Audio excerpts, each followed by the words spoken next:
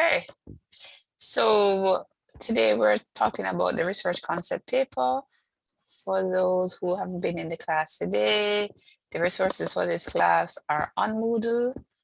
Once you, I think you paid your enrollment fee, you should have access. If you don't, you need to go to the administration, not to me, those kind of challenges. On that, there is the course outline. If you have enough time, you can look at that. There is the course outline. There is the resources for the first 2 weeks of the class. For those who don't know, you take classes this semester started on Wednesday, January 10th. And so this is the end of the second week, as in today. So hello, can you mute yourself, please?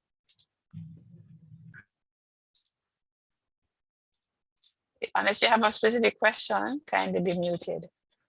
Is there somebody here who has a specific question for me? All right, so I was saying that the resources are on Moodle, which includes the outline for the class, the reference material. In fact, let's just look at it for 2 seconds. So I think I still had it open. So that includes things like, so for each week, there is references. So this is videos to watch, reading material. You should be starting your first assignment, which is a concept paper in groups of 3 to 5, which in most classes you would have started from week 1. There is the module outline. It's on the Moodle outline. I suggest that you share that within your WhatsApp groups. In my tutorials, each of my tutorials have a separate WhatsApp group. Guys, you should only be in groups for this class within the classes you're assigned to. So you don't create groups across tutorials except with permission, which basically would mean that you would be changing to another tutorial. And that might be done, but only with permission. You don't just do it and say, oh, you've decided it. It doesn't work that way, guys. And we are under no obligation to grade you if you do that. None. Zero obligation. Don't care if you've done it before, nobody's on an obligation. So yeah. So my consultation hours are on the consultation, all the assignments. This is what is planned for every week. There's a recommended text, which is highlighted. The 2014 edition is the latest version, apparently. We're not seeing the screen. Oh, okay. Thanks for telling me that. Oh, I thought I had share screen before. Okay. Let's go again, sharing the screen. So in the course outline, it indicates that there are a number of, so I was just showing you that the readings are here. These are the objectives for the faculty at 50% for all research. 50% of the student project should be solving real world problems, that there can be as much as 5 undergraduate projects for further assistance and financial support per school, that we publish at least 5 peer-reviewed journals per school, which would be, I guess, 6 to 10 in all. That be monthly research workshops and at least 1 international collaboration. And for lecture class, I am asking you to scan at least 3 papers. I don't know if any of you actually noticed the course outline. So basically, if you haven't done this yet, so let's do that first. So I'm asking you by next week to please do what I asked. Scan at least 3 of these papers that is here on the course outline. That's my assignment for you to do for lecture class. So let's look at this one that's in yellow. Last week, many of you here were in the lecture and I talked about different types of research articles. What type of research article is this one? Rose et al. 2017.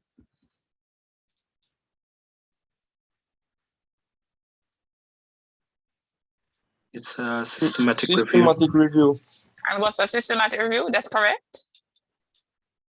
It's going through all available and relevant peer-reviewed papers on a certain topic. Yeah, that's fairly correct. So it's a comprehensive, basically it's a paper that uses 2 or more online databases to search for typically all of the papers on a topic in order to look for patterns and give an overview on that particular topic. So that is why I would suggest to all of you, whatever you're researching, you first see if there's a systematic review on the topic. Sometimes there's none. Right? And can anybody tell me for this one that is highlighted, if you have done the abstract, just based on the title, even though this is not a computing topic, doesn't matter why, it is kind of internet-based. So this is about internet-based African dance model. So this is computing. Once it's internet-based, it's computing. So tell me, we talked about several types of articles last week. What type of article this is? Johnson et al. 2014.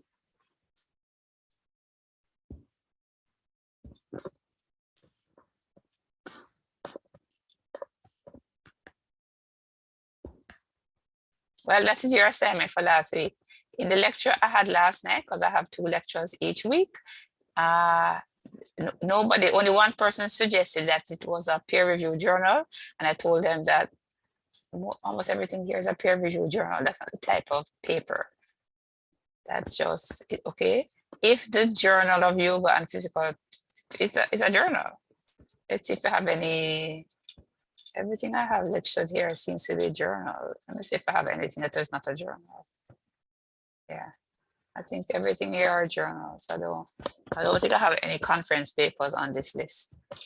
Yeah, but anyway, so all I was saying is, here is the new UTech grading system. Here are all the assignments for the class. Today we're going to be talking about the concept note. And this is some additional information which you can look through. And so you have information, you have the slideshows for the first 2 weeks, you have the tutorial sheets, and you have the course outline. Please look at them and share it with other students if they don't have access. I don't have any problem with that whatsoever. So let's go on to the lecture. Are you seeing the screen? Yes, miss. Wonderful. I remember I like to be called Teacher Sam or Prof or Ms. Muir. 4 options. Good. So there are some objectives. We don't have time to talk about them. Let's go straight into the research problem. So research problem is a key element of a research project or research study. So the research problem is the focus of what the researcher or the investigator will be looking at in the research study. So you figure out what is of importance. If you do that, it could create readers' interest. And then once you have a clear problem statement, you will figure out how you can state how your study will add to the literature. So just to back up, we're going to go there. Where slide is it? Slide, I don't know where slide it is. We're going to be talking about significance. Every single project should either solve a problem or add to the knowledge in the world. And really, solving problems is adding knowledge about practical solutions. So really, at the end of it, every single academic research project is really about adding knowledge. It's either adding theoretical knowledge or adding practical knowledge, really at the end of it. So we call that theoretical significance or practical significance. So the heart of the problem is that you have a research problem. Then we need to think about the research topic, the problem, the purpose, and the research questions. Now, for those who don't know yet, the research question is the heart of the project. You do academic research focusing on typically 1 to 3 research questions so that you can get a conclusion. That's really the goal. So you have a broad topic, which is what you normally start with. Then you come up with a research problem, purpose, research questions. The purpose is typically a restatement of the main research question. I can show you with examples in the future, but this is an overview. By the way, the title is normally needs to be defined at the very beginning. But lots of students tend to have topics that are way too broad, and the problem is that you all have is getting a research question and a research problem that is narrow enough. Very few of you tend to have a problem with being too narrow. Some do, but the problem tends to be that your project is way too broad and is figuring out the problems people tend to have is either having a problem that is way too broad or having a problem where they're trying to research something that the answer is already known. And so there's no need for academic research. Academic research is for about things that people don't know the answers to. So it's not what you don't know the answer to, it's what people don't know the answer to. Can you imagine? So you're trying to do research on what is, wow. Right, so again, guys, I have an evening session, but it is a really bad idea to have a lecture class and not attend the lecture class. So there's a lecture on Monday at 6. I really suggest you come live. Watching everything on the replay is a really bad idea, in my opinion. Why did you sign up for a class that you cannot come to? Anyway, moving on, leaving it alone. And both of them are on the same link. So it's Monday, no, it's not, Monday at 5. Monday at 5 and Tuesday at 10. Right.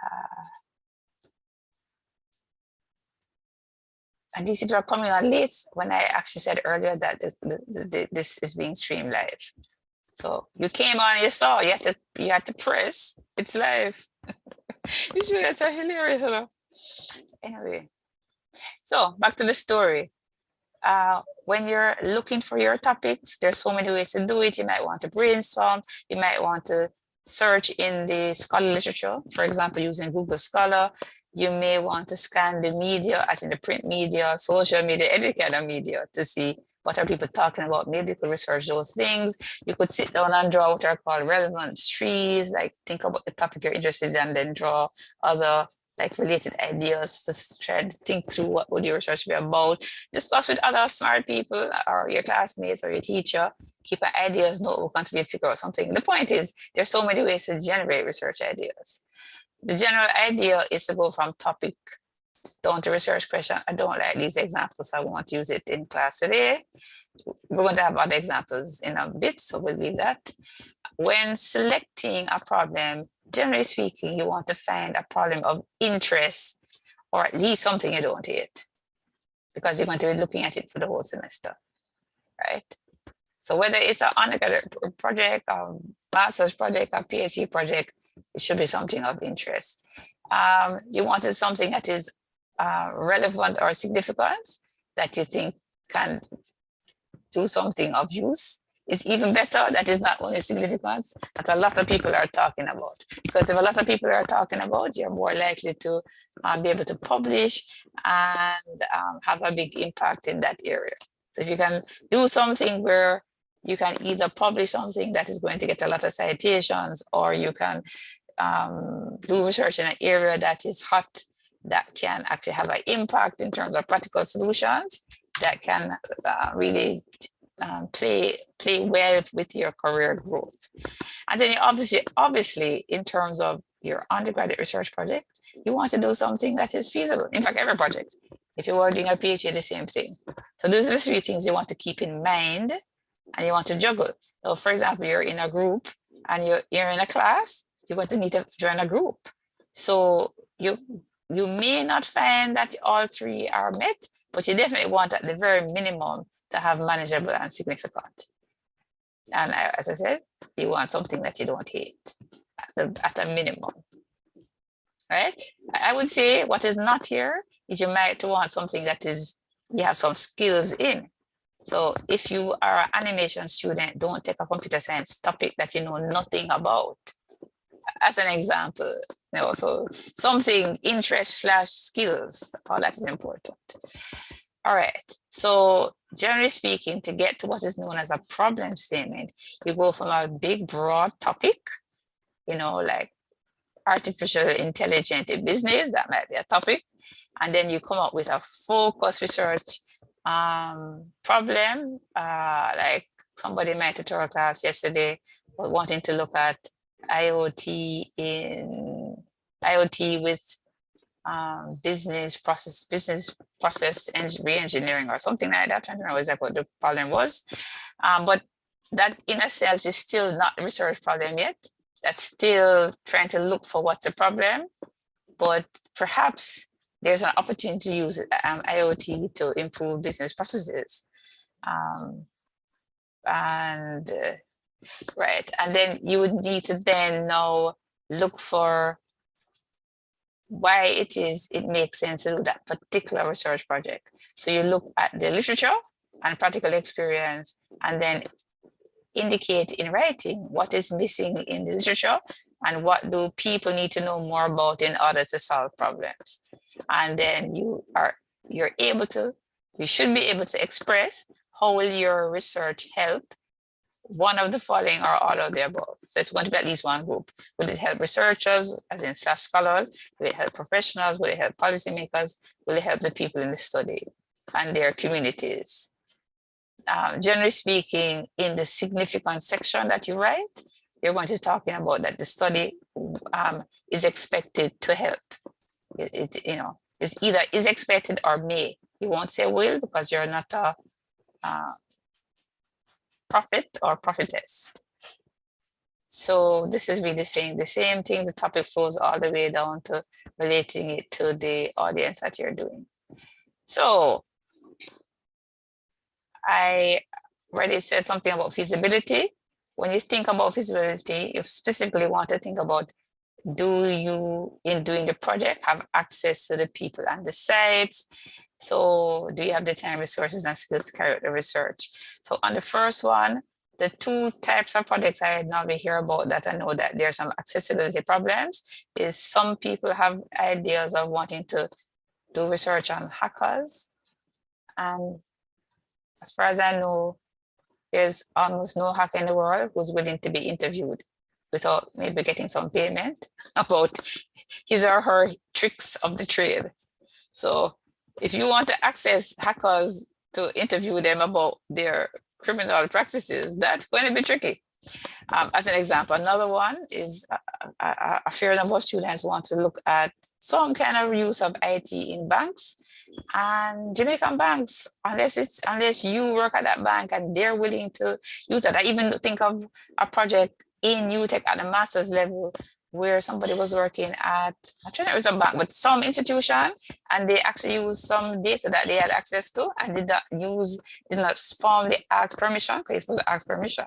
So they had access, but they hadn't asked permission. So you can also get into ethical issues. And then I think the teacher invited somebody who worked there, and then the person got fired. So you both have to think about whether you have access ethically or unethically. If you have access unethically, you shouldn't be doing the study unless you formally seek access. That's why we have ethical research, because you don't want to have access in ways that are inappropriate. And any study you do, you need to have the time, resources, and skills to carry the study. This goes without saying. I don't think I need to say anything more about that. You just need to understand that there's a difference between theoretical significance and practical significance. A lot of students mix up significance and purpose. So when you're doing a concept paper, you're going to write the background, the problem statement, the purpose, the research question, and the significance. The purpose is why you or the research team, the researcher or research team, what you aim to do in your study. In the scope of in major project, it's typically a year, but the data collection is done maybe in 3 months. But the whole study is maximum 9 months if you include the entire literature review, everything. But in the scope of your study, that's what the aim is, whatever you aim to do during that time. The significance is what you expect after the study. So do you expect the study to advance knowledge, that is theoretical significance, and will it contribute to practice in the real world, that is practical significance? Yes? Anybody with me? Yes, teach. Good. Any questions so far? Always. Okay, so maybe I'll get to this. Maybe your tutors have already gone through some of this with you, because I've even been explaining some of this to my students in my tutorial, because as it is right now, lectures after the tutorial for almost everybody. So maybe you already know some of this already. But so hopefully this is reinforcing what you already know. Who knows? But by the way, some of this is hard to get. So we might need to be coming and clarifying. So whatever you're not getting now, you can go back and look at the slide. You can go and watch, remember all these videos. You can come back last week and send my email between now and next week and say, this is the part you don't understand. Of course, you can do it in your tutorial. You know. I have no problem going through any question that anybody has once I can answer it. Yes. And if I can't answer it, then I definitely need to wheel and come again. Yes, so I will go and research whatever you ask me that is within the capacity of research methods. All right, so you want to ask whether a problem should be researched. And the bigger question is, will it fill a gap in the existing literature? So we're going to talk about that in a second. There are other things apart from that. So there could be a question of replicating a past study, which might be useful because it's looking at different participants. You may want to extend past research to do it more thoroughly. There's this idea of giving voice to people not heard. That doesn't typically happen in computing, but in Jamaica, that would be something like Maroons. Like in every country, there's these original populations. People like in psychology, sociology, anthropology tend to do that kind of research. And clearly, if research studies can inform best practice in business and industry and nonprofit organizations, it might be useful. So I found this particular diagram, which I find really useful. So there are several types of research gaps, and this particular table explains them. So some of them are not as important for you. So for example, I don't think you need to know about the theoretical gap. I wouldn't expect you to be looking at that.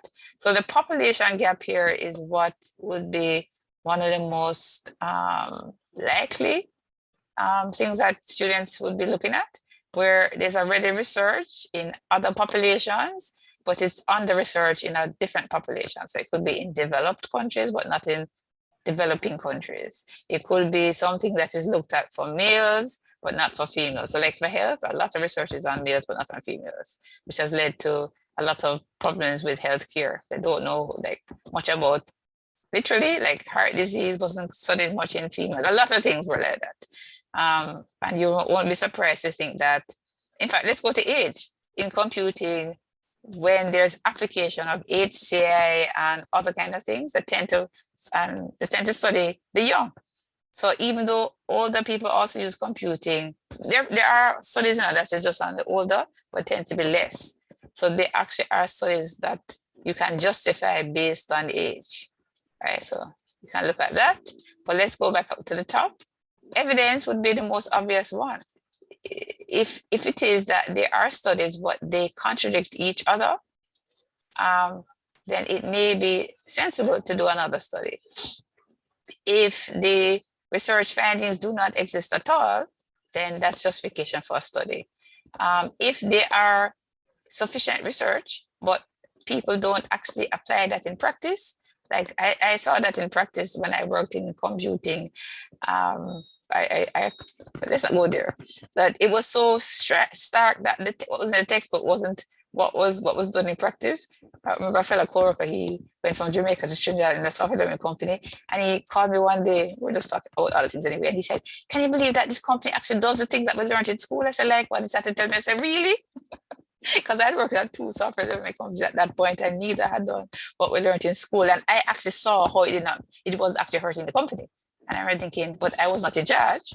And he was like, and by the way, the reason why they were doing that is because by doing that, they could get jobs. They were doing jobs for US companies, and US companies, like you had to, if you were in compliance with some particular, trying to remember what, some particular framework, then that's the only way you could get a particular job. So then they were documenting all kind of things. But moving on, but the whole point is, this is important. There are some situations where you may want to look at methodological gap. This is also not typically the case for you guys. An example of this would be a Nobel Peace Prize in the last few years was on, what's it called again? Natural experiments. So that was applied in economics, and that led to great insights but that could possibly be used in computing. I'm not saying it doesn't apply. I'm just saying I'm not thinking how it applies to the typical undergraduate study, not typically. So the point is you can look at these to think through, but the long and the short is, what does it mean by research gap? You should be able to justify that there's a good reason why you're doing the research. It's not that you feel like it's a good idea. Academic research is to answer research question that experts don't know the answer to. Yes? So you want to, when you're writing the concept paper, you're going to introduce a topic in the first few paragraphs, and the idea is to do it so the reader can relate to it. I'm not going to go through this again because this slideshow could be a little bit better. You want to ask yourself, is it feasible? Is it worthwhile? And so let's just go straight to the structure of the concept paper because time is going. So you're going to have a title. So the first thing I want to say here is that this is the order of the concept paper, but not necessarily the order that you will write it. And then make it, let's call it worse, that you guys are doing it as a group. You're definitely not going to write it in this order. So a couple things. When you write everything for this class as a group, remember you need to have every single section be edited by at least one other person. Please stop doing it as if this is one person's idea. And especially the research question and the problem statement, that must be everybody. So even if it is that two people primarily work on a problem statement, the problem statement, the purpose, and the research question, I don't even know. Even if you break it down, it has to be that everybody agree on the concept paper. It cannot be that, oh, one person did it and nobody even edited it, they just insert it. I mean, it could be, you guys do it anyway, but that's not how things are supposed to be done. Once you're doing this is the heart of the research project, you're just defining the proposal, everybody should be involved. So back to what I'm saying, if I was writing this by myself, I would not necessarily start with a title. If I did, it's just a tentative title and go back to the title and fix it at the end because it's tentative. So just to go through what these things are, we have the title, we have a background in the concept in our particular assignment. This background, remember we're using the APA format, which is a double space format. In that particular format, we're expecting a 1 to 1.5 page, a maximum 2 page, so it's not long, background, followed by a problem statement, which is a paragraph. Then the purpose, which is typically only 1 sentence, or it could be 2 sentences, which is just going to be the aim of the study is, so X, Y, and Z. The research question, which I said earlier, is 1, 2, or 3 research questions. The significance, which I already explained.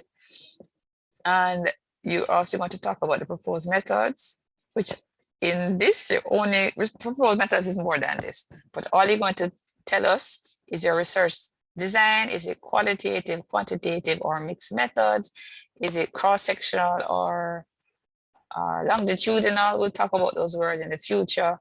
You know, you want to talk about the instruments, but before the instruments, you're going to talk about the population and the sample. Like, for example, if it's at UTech, if it's a university student, it's universities, the population could be staff and students, and then the sampling could be 100, but it could be like something called random sampling, and it could be that you're going to do 100 students and maybe 100 staff, or maybe it could be less staff. The point is, and then we could decide that it's interviews of the staff and online surveys of the students. Right? And I think for this particular study, I don't know what the study is, I go cross-sectional. So a cross-sectional design is one that is done all at once. You only collect the data once. Right. And you're expected to define the key terms that are about the operational variables.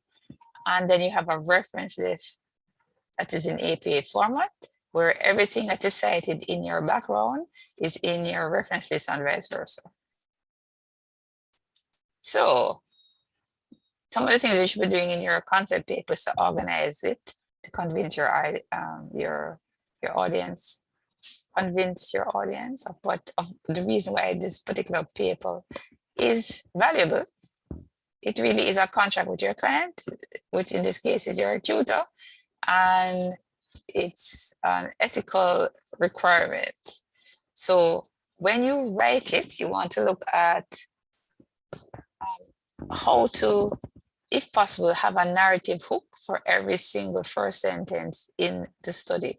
So for each of the paragraphs, you want to say, how can you get the reader to pay attention? But either way, what's important is that each opening sentence in the concept paper should be what that paragraph is about. So you want to be thinking about two things. Can you make that sentence interesting? And can you also make sure it's about what that paragraph is about? And what's important in each paragraph is that you should give real information. Can you provide statistics? Can you put in a provocative question? Can you explain clearly the need for the research and the intent of the study?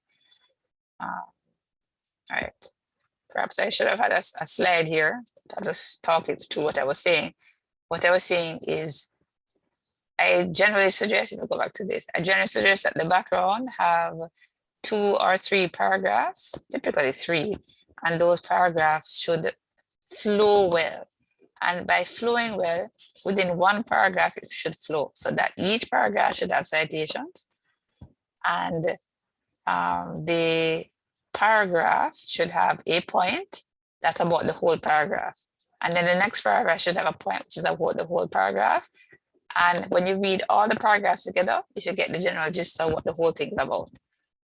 And then the problem statement is now going to concisely summarize what's in the background. And then the idea of each paragraph is that one thing you could use is you could have the first thing be point, and then going on, you could have evidence and examples, and then you have a transition. So it could be Pete. So we can talk more about how to structure that next week. What the most important thing I want you to sort of get from what I'm saying is that the first sentence should be the main point, and then you have examples and evidence within the rest of the body of that paragraph. Typically, what a lot of students in computing, I don't understand why I tend to miss, is because the background, somebody give me a topic that you're looking at for your concept paper. Either talk it out loud or put it in the chat.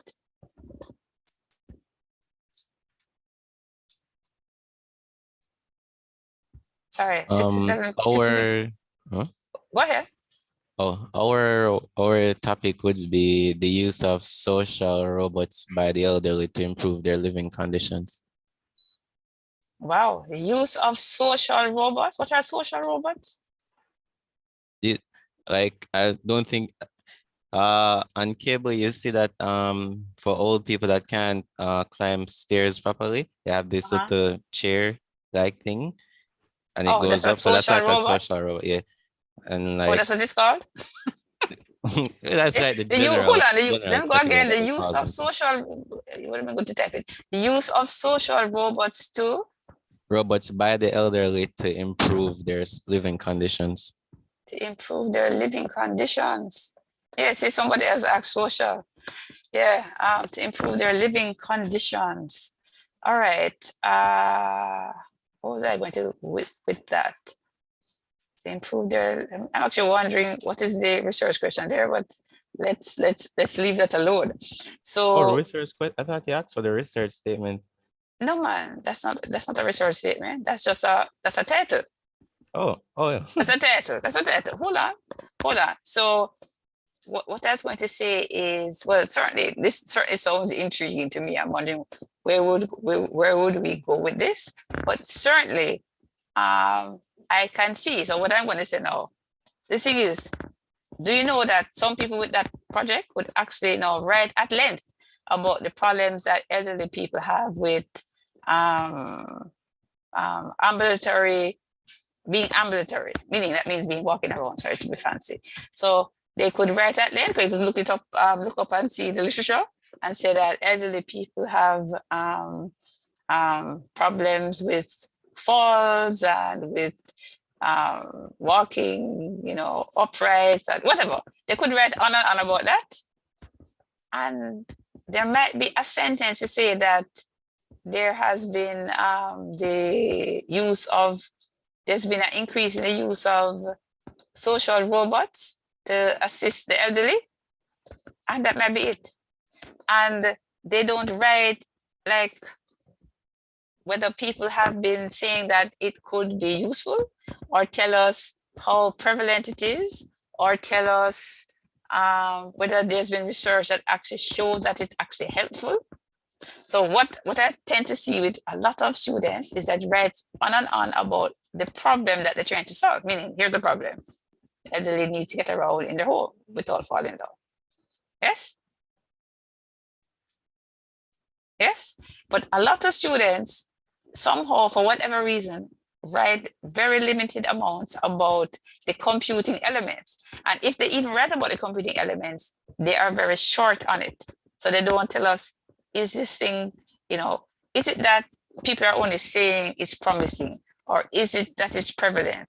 Is it that it is effective? In fact, there's a difference between efficacy and effective. And let me just explain that right now. So by the way, guys, when something is efficacy, when somebody said that there's some evidence that there's efficacy, that just means that in a research study, the thing works. The thing works in a research study don't mean it works in real life. So if something is effective, it means it's being implemented in the real world, and there's evidence that it works. So the question, a lot of you might have like titles that says the effectiveness when you really mean the efficacy. So any comment or question about that? All right, I'm going to move on. And that topic sounds interesting. So we're past that. Yes, it was that topic that we wanted to ask you about because we're in your tutorial. Oh, okay. All right, fine. So elements of good academic writing. So you need to introduce a problem in the opening paragraph, identify an issue, either it's research-based or practical. You need to be thorough, avoiding plagiarism. You need to cite in every paragraph using APA format, and provide statistics if they're available. So you don't, if when you say most or many or few, if there are statistics, you want to provide the statistics if they're available, right, guys? If there are none, then, but the point is anything you say, even if you say few, if you say few, where did you get that information from? Then you should cite. So if that few is from a reference, then you should cite without the statistics. But once your statistics, you should put those in your mentioning. When you write research questions, I would say generally you want to get feedback from your tutor, but aside from that, you want to be consistent with how academics write it. So all research questions, they're going to be one or more variables that can be measurable so that it can lead to clear conclusions. They should be at the right level, not too difficult and not too easy. What does that mean? Discuss with your tutor. They shouldn't be too long and not too descriptive. That's what we mean by the Goldilocks test. And by the way, it should be able to be understood by anybody at UTech who's a student. If it's that hard, probably the research question needs to be rewritten. It should be something that people can understand. Okay, moving on. So academic writing should have justification for that explains what you're doing. As I already said, that we should have deficiencies in evidence, and you should always explain who's going to benefit from the study you're going to do. Is it other researchers, practitioners, and policymakers? The best research topics actually have a theory in them. We're going to be talking about that in a future class. It should be well organized. You should tell them what they're going to do and why. And you want to look at either what questions or why questions in order to explain relationships, analyze, predict outcomes, and compare and generalize. It depends on the project. Generally speaking, people tend to look down on descriptive only research, but there is a place what is called exploratory research, and that's what only questions are. But usually, most of your project, you can actually do some amount of relationship with the what. So you can see, is there an association between variable A and variable B? So have an example here, problem statement. The series of energy conservation messages on computer systems at UTech seems to be ineffective. Electricity costs continue to increase significantly despite a useful solar energy project at the School of Engineering. That's a problem. The purpose of this study is to investigate the effectiveness of alternative energy conservation science and messages on computer systems at UTech. The significance, the study could be used to implement additional energy conservation measures that reduce electricity costs at UTech. It is plausible that other Jamaican institutions would be able to employ several energy saving measures as necessary. Short and not sure if it's sweet, but it's short. I mean, it's short enough. So the idea is the problem statement could be a little longer. This particular example doesn't have any citation because of the particular example I have. For this same project, you could actually have hypotheses. All I'm going to say here on this is that this is not required for this class. So this is what we expect down here, the research hypothesis. We expect that there's a significant positive relationship between energy conservation science and energy saving behavior. However, there's a null hypothesis, means that there's possibility that there's no relationship between the energy science and behavior, and then this is the opposite. There is a significant relationship between variable A and variable B. So there's a long list of research questions for that same project. What knowledge do UTech students and staff about energy conservation? What values and attitudes do they have about the conservation messages? Is there a relationship between knowledge of energy conservation and value attitudes? And is there a difference in energy conservation behavior between the people exposed to the science and those who are not exposed? Is there a difference between the community exposed to different types of energy conservation science? No, there's actually a longer list than this. I wrote this many years ago, and generally you would not do a research project and choose all of these things.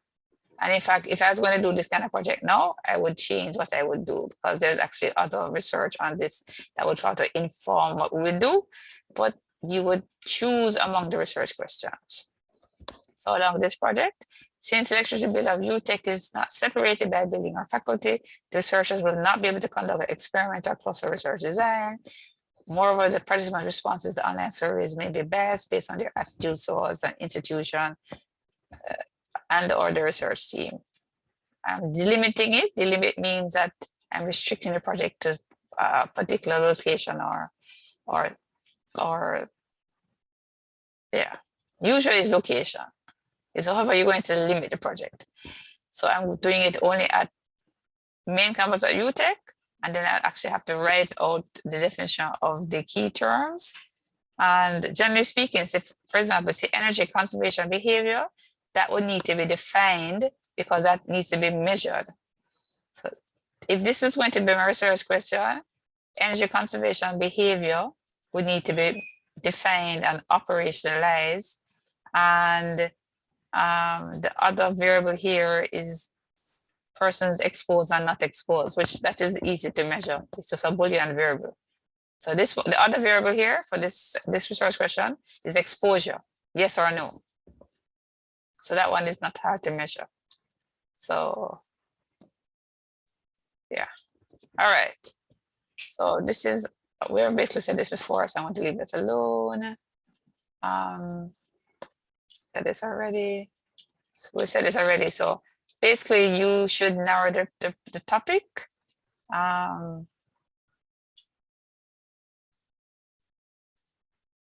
With problem statements, it's important to have the reader see why your research important is, your proposed research is important. Good problem statements have clear terminology that's typically used in the academic literature. Unless you have a good reason, use the terms that is used in the academic literature for a term.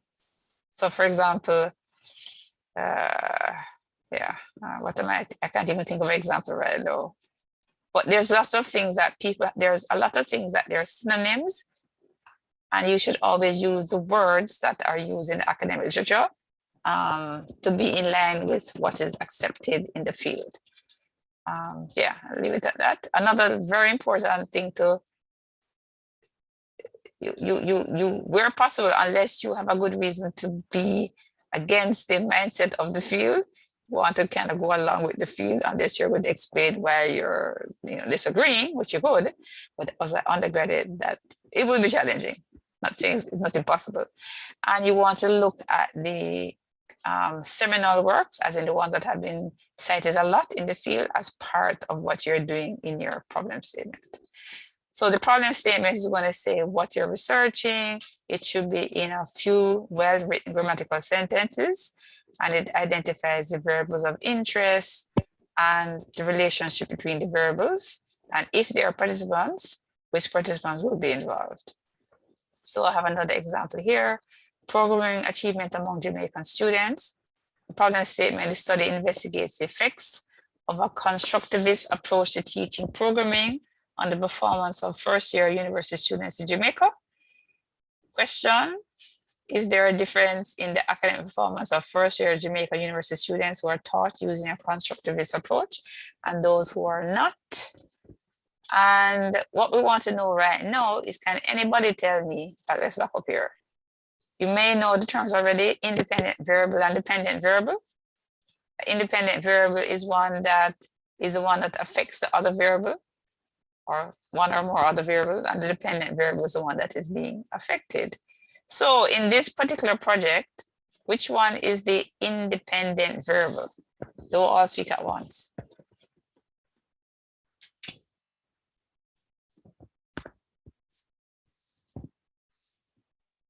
The approach of teaching. Right. So the type of teaching or the approach to teaching is the independent variable. And what is the dependent variable? The first-year university students in Jamaica. No. Wait, no, like academic performance. There you go, academic performance. Who is this bright student? Nikolai Witter.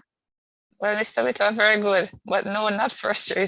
So first year university students is what? It's actually the population. So then there's going to be a sample. So maybe we're looking at 100 or 200. So first year university students is the population of the study.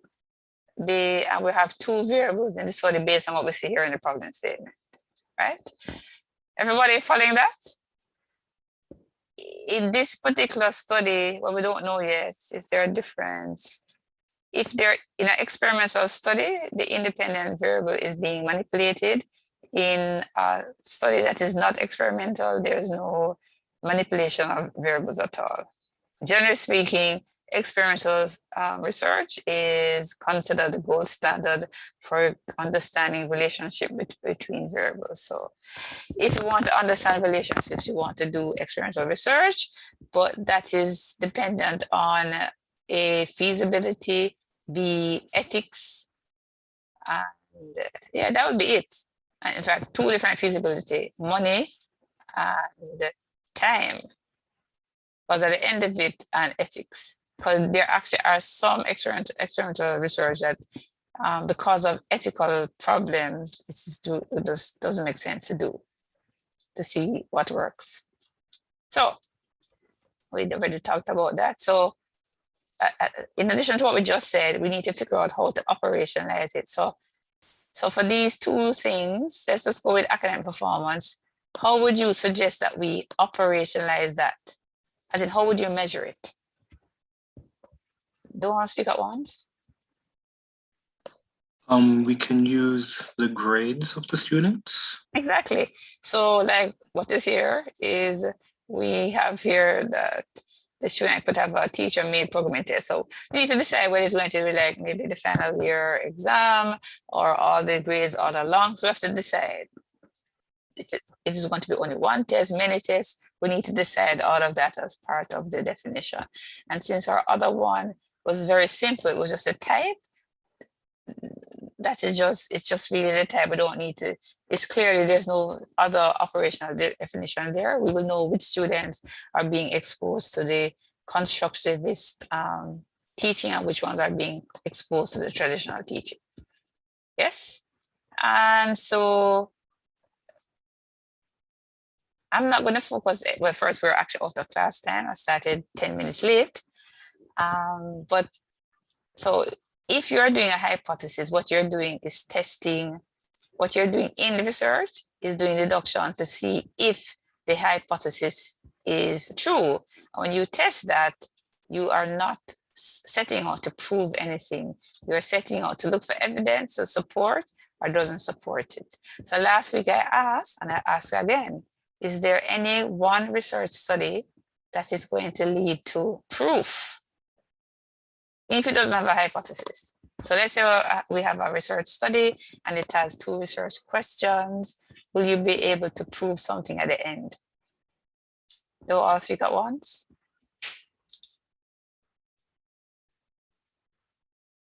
Not necessarily. There could still be more research need to be done in the topic even after you finish your paper. Yes, Mr. Witter. But in particular, as we mentioned last week, typically with quantitative research, we use statistical evidence. And one of the things we look at is something called statistical significance. And let's say the statistical significance is something called alpha less than 0.01, which basically translates, which we're going to talk about in a few weeks, to that there's a 99% chance that whatever you're looking at is true. What 99% chance is not 100%. So just all to say this is to say that one research study does not prove. That's why when you test a hypothesis, there's this really strange way that people say it supports or does not support the hypothesis. It doesn't say it proves it. So when you do your major project or when you write up any study, what you're going to be saying is that this study indicates, if it does, or this study strongly suggests, or this study has some evidence, because one study doesn't prove something. But it does give you some evidence, but it doesn't prove anything. Proof is, you get proof. Does anybody know how you get proof? For example, we can say that there's proof that smoking kills. Remember, no, smoking don't kill everybody, because there's some people smoke all the way and the smoking did not give them cancer and it didn't kill them. They got killed of car accident or of a heart attack. Smoking didn't kill them, but back to still smoking, there is proof that smoking kills. How we know that? I'm not asking a medical question. I'm asking, Mr. Kind of asking like a statistical, I'm asking like to free-frame what you understand by statistics and if you understand it. Anybody? Because there is evidence that shows that people have died from lung cancer caused by smoking. Well, actually, it's because there's so much research studies that shows that there is a link between smoking and lung cancer. There's so much evidence in so many studies that we can then say that there's proof. In other words, there's a whole heap of studies. So if when they do what is called a meta-analysis of many studies, the statistical significance is high. Back to one study don't prove anything. Whole heap of study over can lead to proof. So moving on. You can look through this if you want to learn about types of hypotheses, because we're actually out of class time and I'm now into my tutorial that starts now. We already talked about these types of hypotheses, and this was kind of these are the hypotheses related to the topic that we just talked about. So just for those who came in late, and these are the research questions related to this topic, you can certainly read it. It's similar to what we've done before. Just to say what we're doing next week, we're looking at having refined your research problems. How do you define well, this is not what we're going to talk about next week. This is what you must do. You must select a research design. You must come up with ethical consideration, delimitation, and key terms. You need to think about various elements of academic literature in writing your concept paper. And you need to also think about this. These are the references for my slideshow. I'm going to stop sharing. What I want you to do for next week, for those who have came late, is I want you to look at the articles that are on the, well, I want you to look at the videos. I want you to review the slideshows to start obviously working. This is independent of my class. Obviously, you should be working on your concept note in your tutorial group. You should be utilizing Google Scholar and other online databases. And please come to class having looked at a few of the articles that I highlighted in the course outline. Any questions or concerns?